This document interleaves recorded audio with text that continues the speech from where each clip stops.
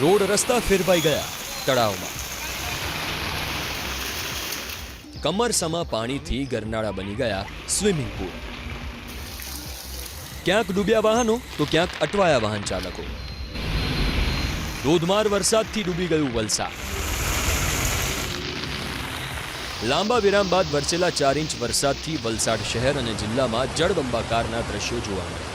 વલસાડ શહેર, વાપી, ધરમપુર, કપરાડા, પારડી અને ઉમરગામમાં પવન સાથે વરસ્યો વરસાદ.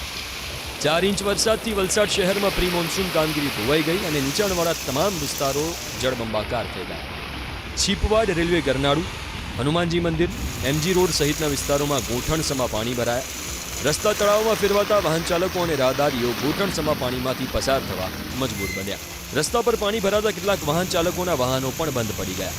વાહન ચાલકો વરસાદી પાણીમાં વાહનોને ધક્કા મારતા એબીપી અસ્મિતાના કેમેરામાં કેદ થયા. મોગરવાડી ગરનાળા વિસ્તારમાં કમરસમા પાણી ભરાયા.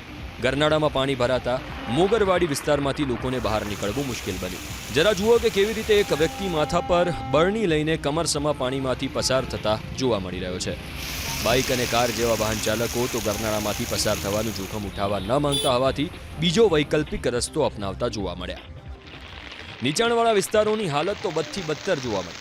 મિશન કોલોની વિસ્તારમાં આવેલ સફાયર એપાર્ટમેન્ટ પાસેના ઘરોમાં વરસાદી પાણી ઘૂસી ગયા. વરસાદી પાણી નિકાલની મોટર બગડી જતા સમગ્ર વિસ્તારમાં જળબંબાકારની સ્થિતિ સર્જાઈ. નગરપાલિકાના કર્મચારીઓએ પણ તાત્કાલિક મોટર રિપેરિંગની કામગીરી કરીને વરસાદી પાણીના નિકાલની વ્યવસ્થા કરી.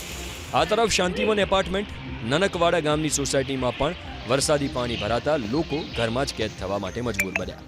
આવી જ સ્થિતિ મહાદેવનગર સોસાયટીની છે.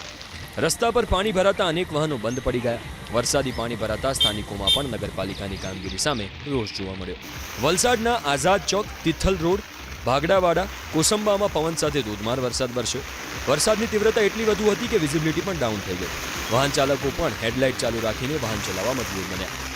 ધરમપુર ચોકડીના સર્વિસ રોડ પર વરસાદી પાણીનો જમાવડો જોવા મળ્યો.